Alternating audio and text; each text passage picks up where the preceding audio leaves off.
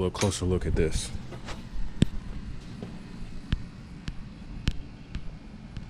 If you pop your lower oil pan and see these metal shavers inside here, yeah, you got a bearing that's blown. It's only as beneficial for him. Did it? 43, hey, time falls, go bizarre. You gotta turn up a cheek. You wanna fall, you see the stars. You wanna aim with teeth. You wanna stand up a Lexus. You wanna stand up a fish. You want it all, turn up them all. Baby, you gotta fish. Baby, you gotta fish. And baby, you gotta fish. Trap early morning till the next morning. Baby, you gotta fish. Baby, you gotta fish. You wanna feel financial protection, little baby, you gotta confuse. I put the emblem on all of my watches. Look at this side of my wrist. Alright, so next thing after you get your lower pan out, what you want to do is you want to take off your upper oil pan. What that consists of is these little two bolts, long ass little bolts. 1 and 2. They want to hide from you. You got to get those two. You got to get 1, 2, 3, 4, and 5 out of the side of the upper oil pan. It's going to be 1 and 2 over here. That's going to be holding it down as well. And maybe those 2 up in the front too. You never know. I usually just take all of them out just because you never know.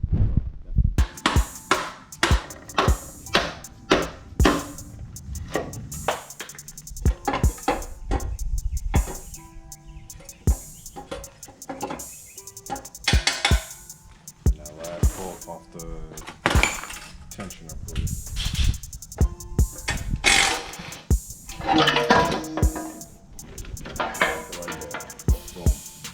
Look, you feel that?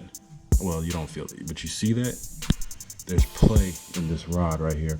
That means this is the rod, the bearing that's gone. Look, check this one. There's a little bit of play in this one too. Let's check.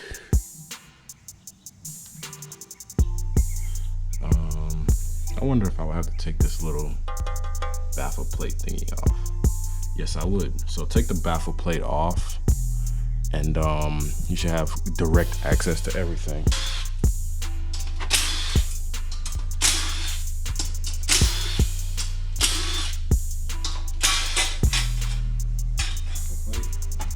You have complete access to every single last connecting rod. Let's check these. See how there's play right here?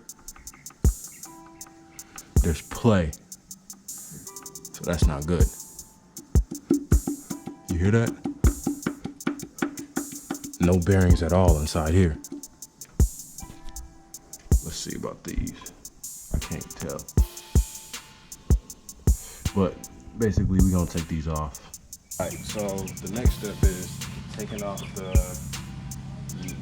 connecting rod caps.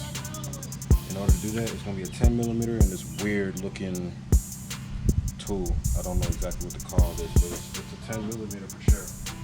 And how I'm gonna do this is I have my little pole basically, and I'm gonna use that as my brick, exactly like this.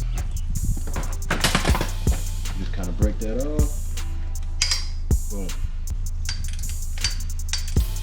You get that broke, go to the next one.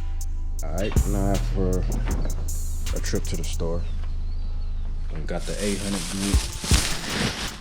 grit sandpaper. These are the old bearings, by the way. Hold up.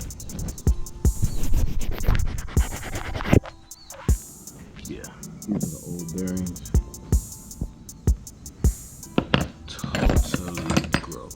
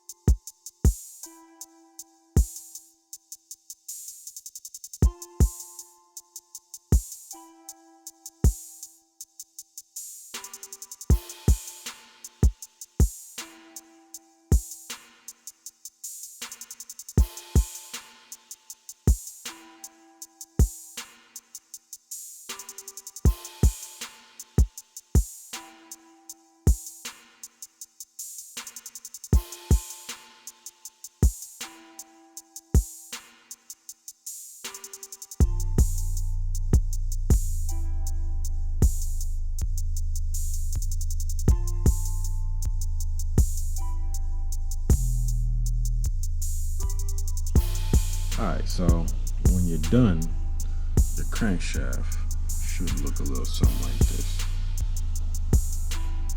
Should be able to see a reflection in your crank, you know what I'm saying?